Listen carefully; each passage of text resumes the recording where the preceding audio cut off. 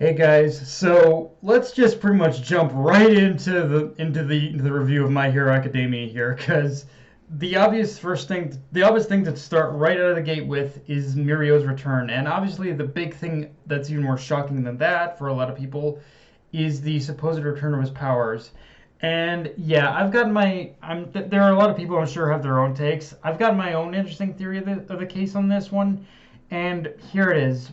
I think obviously, like I'm assuming everyone else has thought, I'm almost positive that Eri is more than likely responsible for this, in terms of returning Mirio his powers. However, neither do I believe that Eri has fully awakened his powers either. I think what's happened here, honestly, is that Eri in her current strength level and control of her quirk has only gained enough mastery of her power in order to unlock a certain percentage of Mirio's quirk in order to fight. And given what we currently know of just Aries' current level of control of her quirk, I'd say Mirio at this point has only about 25 to 50% of his quirk's original strength. So I think one thing to expect from this going forward, if Mirio is going to have an extended stay in this arc, however much longer it may be, going forward we're probably going to see signs of him struggling to control his quirk in the midst of battle. And honestly, even if my percentages are off, I'm kind of still expecting that either way, because there's no way Horikoshi would immediately bring back Mirio's quirk unless there wasn't going to be some drawbacks. Like it's one of those things where it's almost kind of necessary that it's one of those things that in our minds we're kind of saying, okay, he has his quirk back, fine. What exactly are the drawbacks here? Because there's no way that Miro's quirk would return unless there wasn't like pretty much some kind of drawback here. And I think at this point I think overexerting himself, if he overexerts himself, is what's probably going to cause him to, is what's going to cause like control of his quirk to go on a little wonky. I think if he so yeah, I think that that's the thing to keep an eye on is just how much he manages to maintain control of his quirk right now. um of course, Mirio's not the only one returning, as picking up from where we left off, Genius successfully pins down all the League of Villains except for Toya, which we'll get into that in a minute. But one thing I love about why he was able to pin Makia is just based off the bare simple logic that because he is a bigger person, it's only natural that he would wear himself down faster. So when you combine that with the sedative with the sedative that Yao Irozu fed him, it created like everything that's happened with Gigantomachia right now has created the perfect scenario for Genius to subdue him. The only thing he didn't account for is the emotional link between Shigaraki and Makia. So now it's created just this awesome scenario where it's basically between Gigantomachia and Best Genius. It's basically a battle of attrition now in terms of who can hold out the longest. And well, I don't think Horikoshi would bring Genius back just to be defeated again. Based off that last panel of the tearing fabric, I think Genius is gonna just barely hold out is gonna just pretty much barely hold out long enough in order to successfully subdue in order to successfully subdue Makia. Like I think Makia is going to get subdued, but it's just a matter of like just barely hold on. I think at this point. Although at the same time with pretty much with Bakugo there now too, he can probably lend like I assume like at least some kind of support to Best Genius, I think. Which yeah, that's the other thing too. I'm really interested in. I'm just curious to see like how what kind of interactions we're gonna see off Best Genius and Bakugo with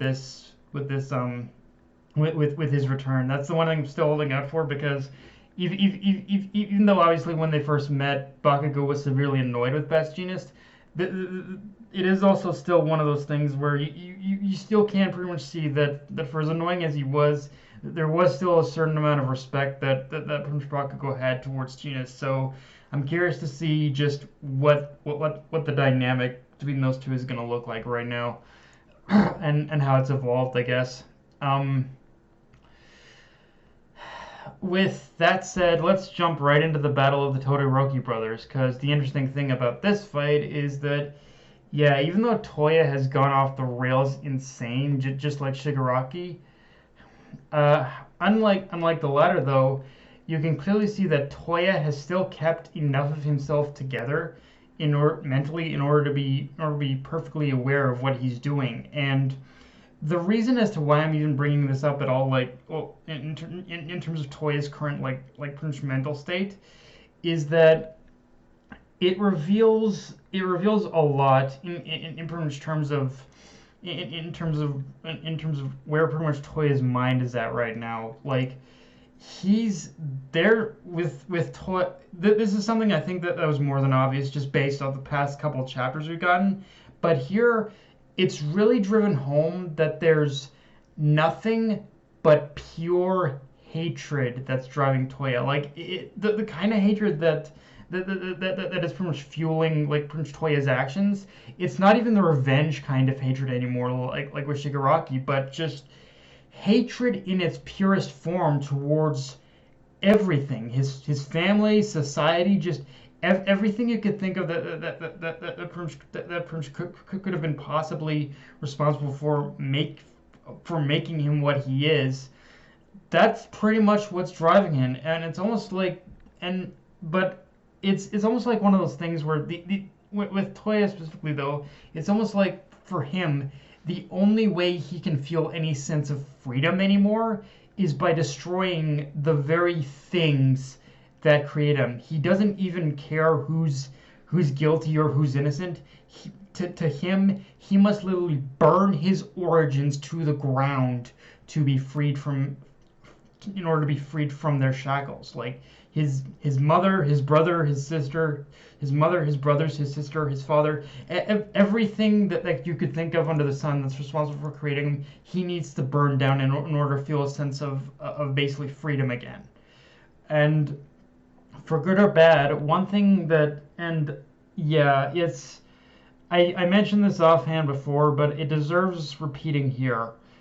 One thing that needs to happen after this is all said and done is that the Todoroki family needs to sit down together and basically reconcile and come to terms and reconcile with the dark legacy that they have even if it's one of those things where even if pretty much Endeavor is the one solely responsible for forming that history, like every member of their family in some way is basically gonna have their own kind of cross to bear now that Toya has brought all this to light. Like it's kind of hard to really explain, but the sad part is that with pretty much that at this point every single member of the Todoroki family is in the spotlight and pretty much not in pretty much any good way. Like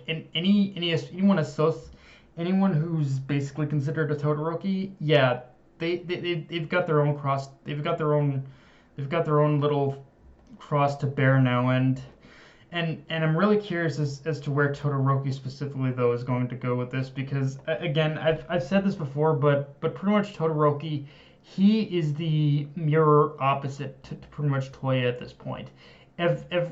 He's the one of the Todoroki family who pretty much came the closest to becoming exactly like Toya. But if it hadn't been for Izuku at that time, if it hadn't been for Izuku at his battle with Izuku at the sports festival, he really could have gone down that path. But he was safe from that fate. But now that we've gotten to that point, it really is this really is a battle that Shoto has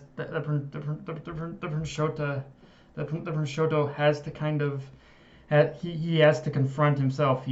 His battle with his brother. This isn't going to be the last time it's going to happen. This is